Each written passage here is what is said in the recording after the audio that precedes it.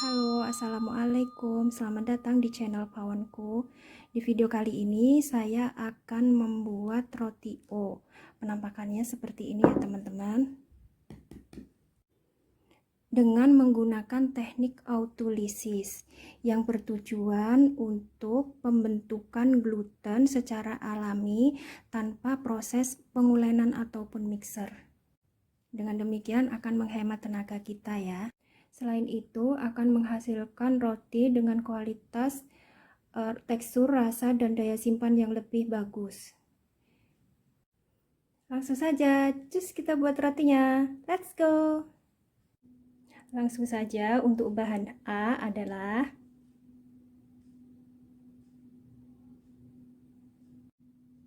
cara membuatnya. Yang pertama, kita timbang dulu susu dan kuning telur. Oke, seperti ini kondisinya sudah ditarik ya. Masukkan kuning telur,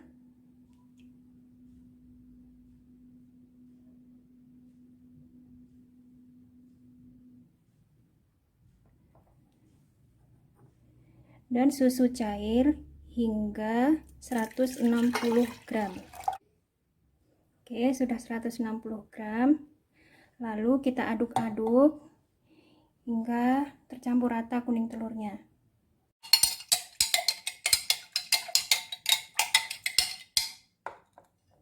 Selanjutnya masukkan gula pasir, lalu aduk-aduk hingga larut. Selanjutnya kita masukkan ke dalam bahan keringnya sedikit demi sedikit sambil kita aduk-aduk dengan spatula.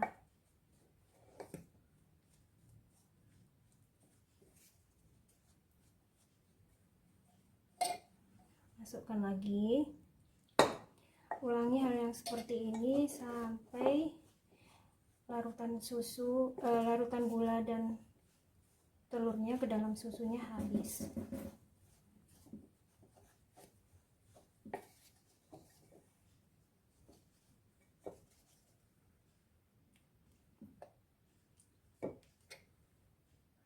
Kalau sudah tercampur rata seperti ini, kemudian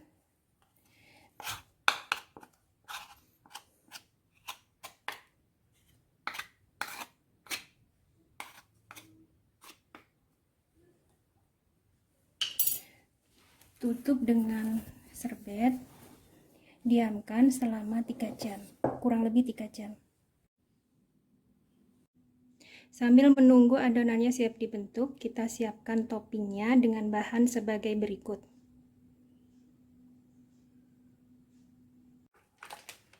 Pertama-tama kita larutkan 1 saset coffee mix dengan 1 sendok makan air panas.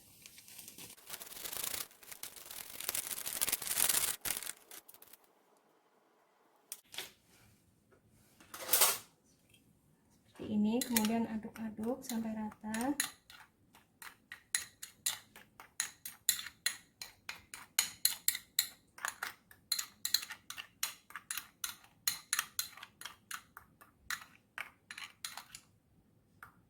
Dan sisihkan. Lalu kita mixer menteganya terlebih dahulu.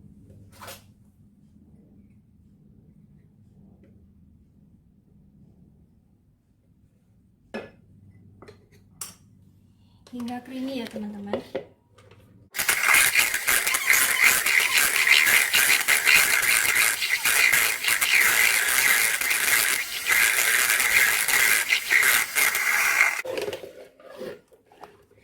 Kalau sudah creamy seperti ini,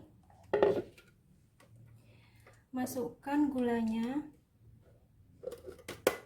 lalu mixer kembali. Lalu kita mixer dengan gulanya. Tidak harus pakai mixer, tapi pakai whisker juga boleh. Kalau sudah tercampur rata seperti ini, lalu kita masukkan larutan kopinya.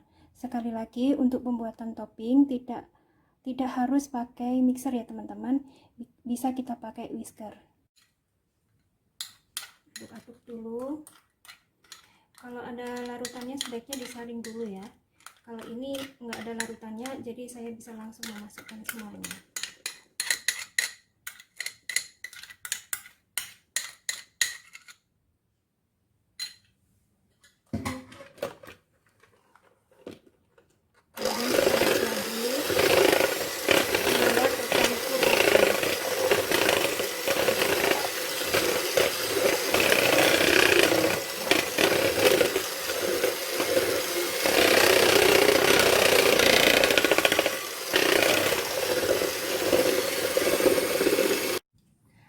Masukkan 1 telur, dikocok lepas dulu,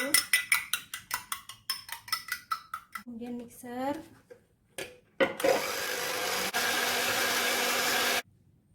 Yang terakhir masukkan tepung terigu protein rendah,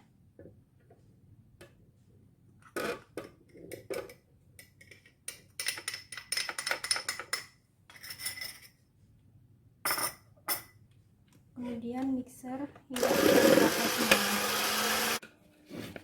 Kalau semua bahan sudah tercampur rata seperti ini, lalu kita masukkan ke dalam plastik piping bag atau plastik segitiga seperti ini.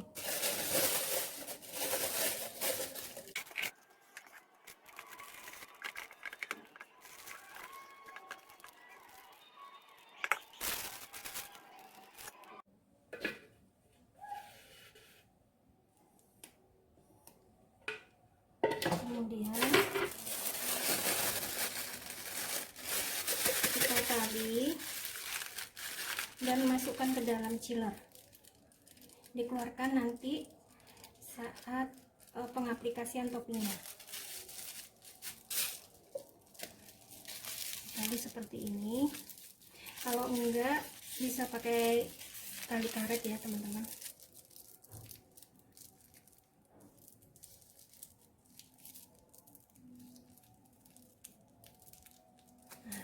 Ini masukkan ke dalam chiller ya. Pencampuran bahan A melalui proses autolisis selama kurang lebih 3 jam. Coba kita cek dulu glutennya kira-kira sudah terbentuk belum ya. Nah seperti ini. Ini tandanya glutennya sudah terbentuk karena dia tidak mudah robek. Nah sekarang saatnya kita masukkan bahan-bahan B. Bahan B-nya adalah saatnya pencampuran bahan A dengan bahan B. Yang pertama kita masukkan ragi instan. Kalau teman-teman menguleni dengan tangan, saran saya sebaiknya raginya harus dicairkan dulu ya dengan air panas. Kira-kira kurang lebih 1 sendok makan ya. Lalu kita mixer dengan pengocokan yang bentuknya spiral seperti ini. Dengan kecepatan tinggi ya teman-teman.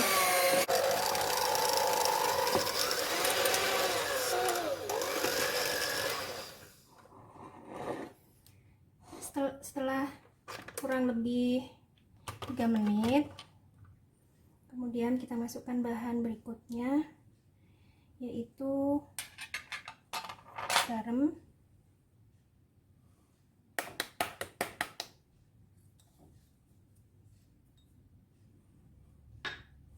dan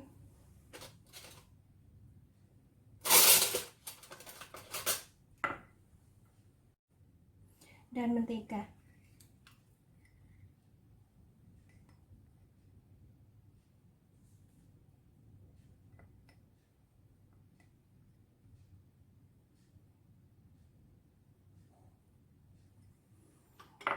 Kita mixer lagi selama 4 menit.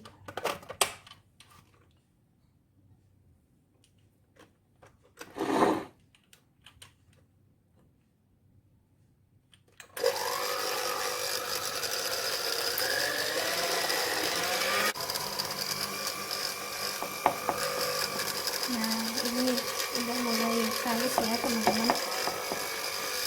kalau pakai teknik autolisis itu memang tujuannya meminimalisir pemikseran dalam proses pembuatan roti, sehingga terjadinya proses oksidasi ketika pemikseran itu bisa diminimalisir. Kenapa seperti itu? Kalau ada proses oksidasi dalam proses pembuatan roti itu akan membuat roti itu mempunyai daya simpan yang kurang bagus. Selain itu teksturnya juga kurang bagus. Nah, sebentar lagi, kurang 1 menit lagi.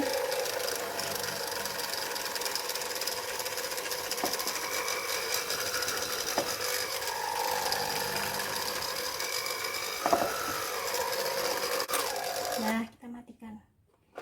Sudah 4 menit total dari pencampuran ragi hingga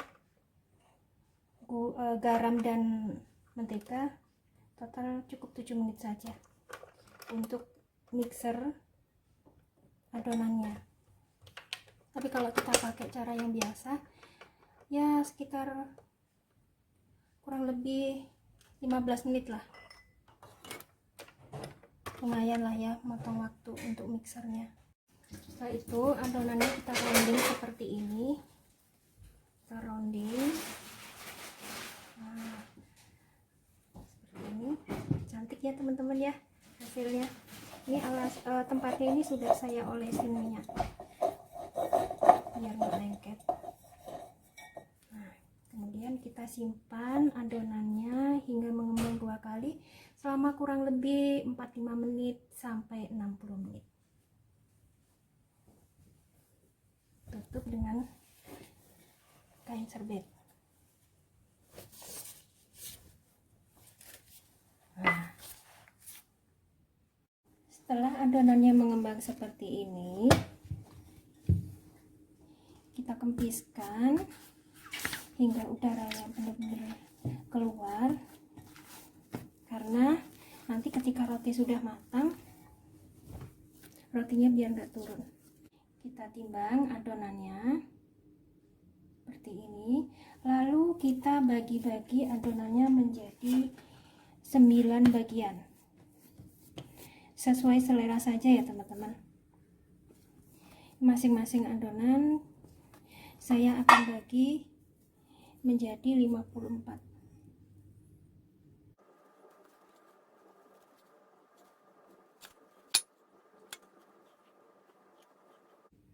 Oke, lakukan seperti ini hingga adonannya habis terbagi.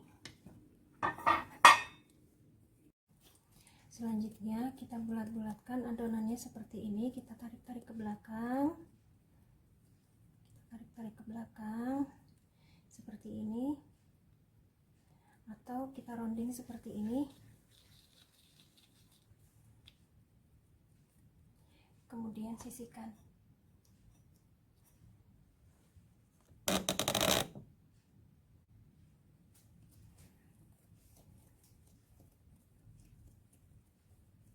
Kita tarik-tarik ke belakang. Lakukan hingga ke semuanya ya.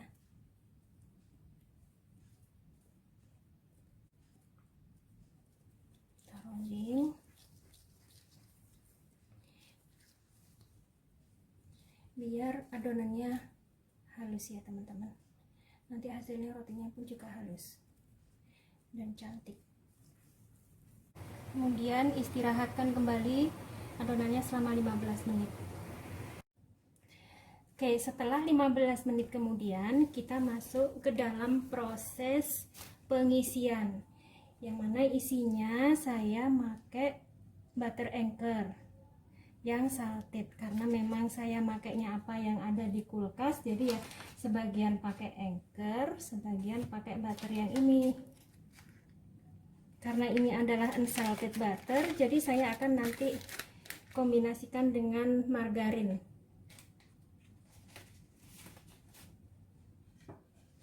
Nih. Untuk potongannya sesuai selera saja ya teman-teman. Kalau mau yang lebih banyak butternya mungkin rasanya akan lebih enak.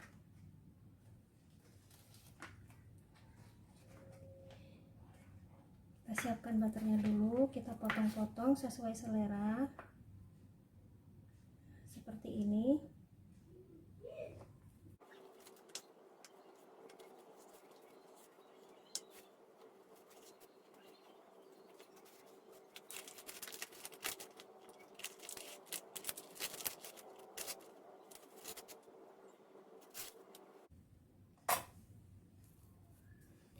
Cara mengisinya adalah dengan cara dikempiskan dulu, dipipihkan, tapi jangan terlalu tipis juga ya teman-teman. Nanti khawatirnya kalau terlalu tipis ketika mengembang isiannya menjadi bocor.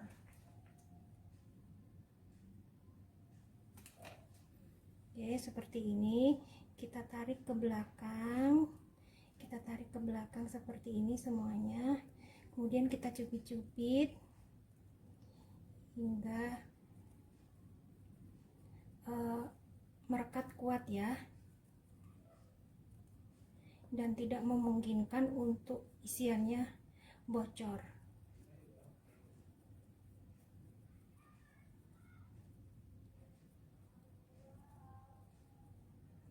Nah, seperti ini, cubit-cubit seperti ini, cubit-cubit.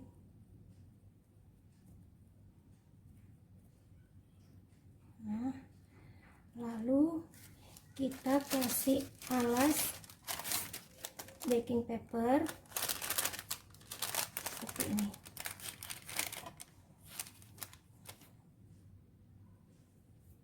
Setelah proses ngisinya udah selesai, kita istirahatkan kembali selama 1 jam. Selanjutnya adalah pengaplikasian toppingnya. Ini toppingnya sudah saya keluarkan dari chiller, kemudian saya potong ujung piping bagnya.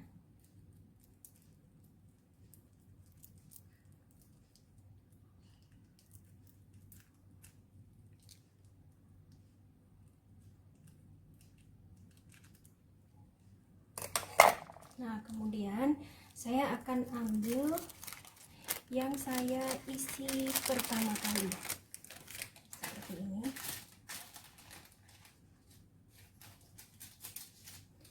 Karena memang ovennya kecil, saya jadinya tidak mau banyak ya, cuma cukup 4 saja seperti ini.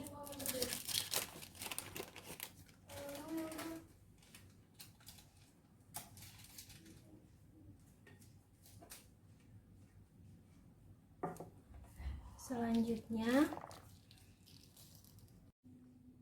untuk mengaplikasikan toppingnya seperti ini, kita ulir pelan-pelan seperti ini. Sambil kita mengaplikasikan toppingnya, kita panaskan ovennya terlebih dahulu dengan suhu 200 derajat selama 10-15 menit. Oke, saatnya kita mengoven. Untuk settingan ovennya ini tergantung dari oven kita masing-masing ya. Kita harus mengenali oven kita. Jadi di sini saya akan men-setting suhunya di 180,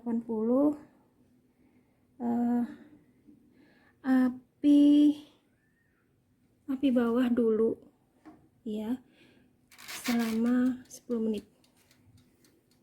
Kemudian 10 menit kemudian api atas. Sekian, terima kasih. Selamat mencoba.